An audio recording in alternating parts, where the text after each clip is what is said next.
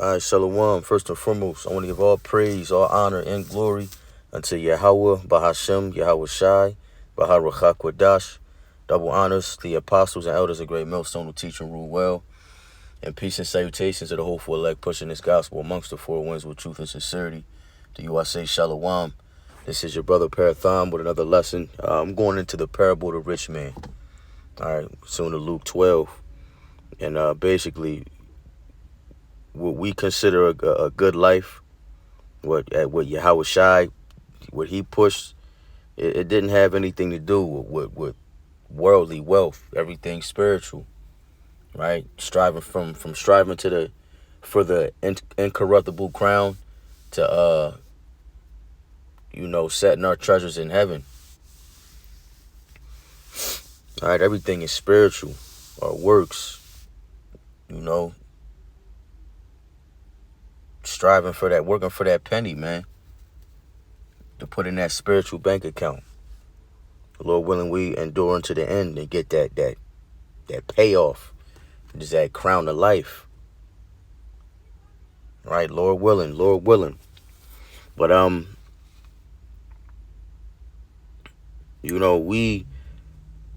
we have to constantly be on guard against what? The desire for things that we don't have, that we don't need, greed, right? And this is like completely contrary to society.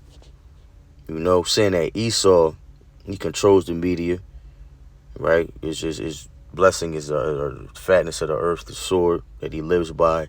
But he spends trillions of dollars on advertisements, right? Advertising things that they're convincing us that we need.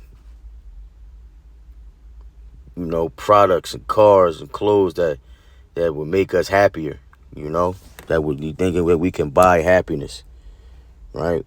Could buy comfort, for convenience. But happiness is our happiness comes from our joy, for that matter, comes from the comfort, comes from the love of Yahweh Shai. Because if he didn't love us, he wouldn't have gave us this truth. He wouldn't have gave us his name, right? He wouldn't have gave us the spirit of peace, love, and a sound mind. He would have just gave us the spirit of fear. Right? So, I'm gonna dive in. We're gonna start at verse 15. It's only 6 verses, but there's so many lessons within this parable. Lord willing, again, this is edifying. And I may have to part 2 it, part 3 it, whatever the case gonna be. So I don't make them too long. But we gotta learn to tune out. These enticements, right? To have control of the impulse decisions that we make, spending money on shit that we don't need. Now it's cool to want things, man, to buy things that make you feel good, but it's a balance. Doing everything indecently and in order, living moderately. And understanding that the mission is always going to be the mission. Right? And what's that? It's just living in a relationship with the Heavenly Father and just doing his work, finding joy in it, man. It's to the point where it doesn't feel like work. So we're going to jump right into it. This is Luke 12 and 15. It says, "And he said unto them, Take heed, and beware of covetousness.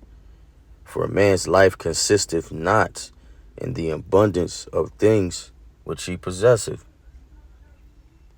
And he spake a parable unto them, saying, The ground of a certain rich man brought forth plentifully. And he thought within himself, saying, What shall I do? Because I have no room where to bestow my fruits. And he said, This will I do. I will pour down my barns and build greater, and there will I bestow all my fruits and my goods. And I will say to my soul, Soul, thou hast much goods laid up for many years. Take thine ease, eat and drink, and be merry. But the Lord, Yahweh, said unto him, Thou fool, this night thy soul shall be required of thee. Then who shall those things be which thou hast provided? So is he that layeth up a treasure for himself and is not rich toward the Most High Yahweh. Rich in what? Faith, right? Servants, which is our works. Faith and hope are interchangeable, but servants, the service, which is our work, our fruits, and obedience, man, to obey. The Lord said to obey. Obedience is better than sacrifice. Because in the past, what did our ancestors and forefathers do, and foremothers do, which us in the reincarnation, if you can receive it, right? They knew that if they prayed and fasted and gave sacrifices, you know, and acknowledged the law of sacrifice, that no matter how much iniquity and how much sin that they committed, that the Lord would always take them back. So the Lord done away with the law of sacrifice and sent his son as the ultimate sacrifice, the unspotted lamb, without blemish, right?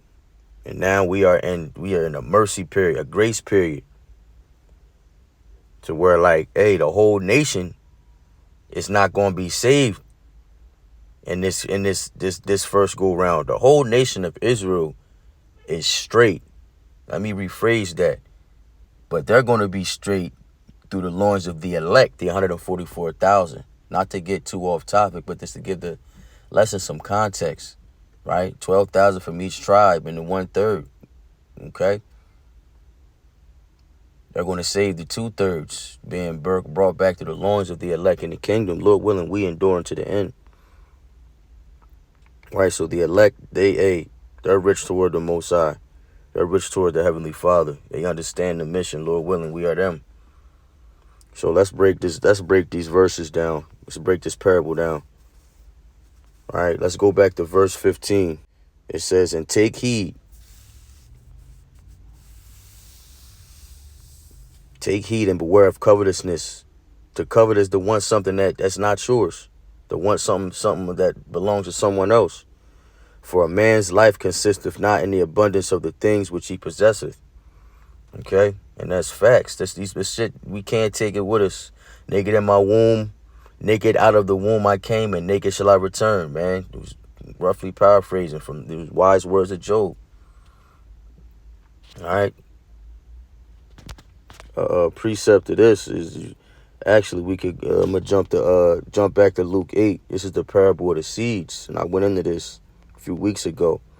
Right to the point. It's 8 and 14. It says, and that which fell among the thorns, the seeds, that which fell among the thorns, are they which have, when they heard, go forth and choke. Salakia.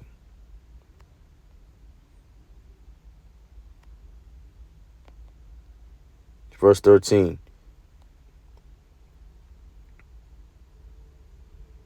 Yeah, because he's going into the explanation of the seeds. He already said the parable. It says, they on the rock are they which when they hear receive the word with joy, and these have no root, for which, it says, which for a while believe, and in time of temptation fall away. And they that fell among the thorns, just the point, are they which have, when they have heard, go forth and are choked with the cares and the riches and pleasures of this life, and bring no fruit to perfection. So you can hear the word, right? But the things that, hey, your earthly responsibilities, for example, the things that you find pleasure in, money, your job, your family, women, right? Any type of finances, man. Any possessions, your house you might have just bought, your damn horse, all right, your car, all right, fucking shoes, anything pertaining to material, cares and riches, you're choked up, and ultimately you spewed out because you become lukewarm.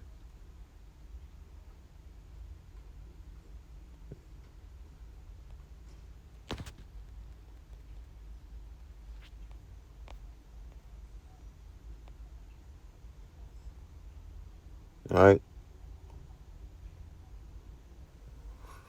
So our life does not consist in the abundance of things which we possess. The cares of this world, the shit that brings us pleasure, man. Matter of fact, Psalms. Let me grab Psalms 10. And I'm going to just grab a few precepts and we're going to keep rolling, man. Psalms 10:3. It says, for the wicked boasteth of his heart's desire, and blesseth the covetous, whom the Lord abhorreth. Right? So this rich man was boasting of his heart's desire. He was boasting of his barnyard and how much land he had and how great his barn was. So much that he said, I'm going to tear this shit down and build greater for the years to come. And again, there's so much lessons in this. Let's go back, Salakia. I should have stayed in Psalms. This is Psalm 62.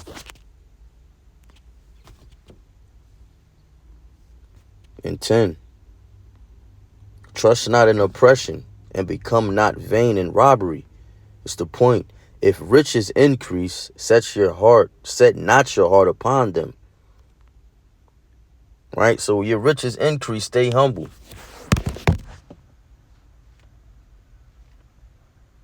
There have been plenty of men that have let their circumstances and the things that they possess overthrow them. It's an insatiable spirit, just not knowing, never enough is never enough, man. And that will lead you to your ruin. I swear I can hear your voice from a mile away. These things that are written aforetime are for our learning, man. And this is what these accounts, these parables are for. Because they still apply to this day, man. Let me grab a few more. It's Proverbs 25. Proverbs 23 and 4. It says, labor not to be rich. Cease from thine own wisdom. Lean not on thine own understanding. Don't labor to be rich. This is not our rest, man. We have no continuing city. Hey, Yahweh Shai, he said, foxes have holes, birds have nests, right? But the Son of Man have not a place to lay his head, because he was doing the work. Not to say he didn't have money. He wasn't well off. He was a carpenter. And so was his father, which is a prominent trade in that time, right? But the Lord, the way he lived his life, man, it was just an example. Everything he did was an example, was the ultimate example. The author and finisher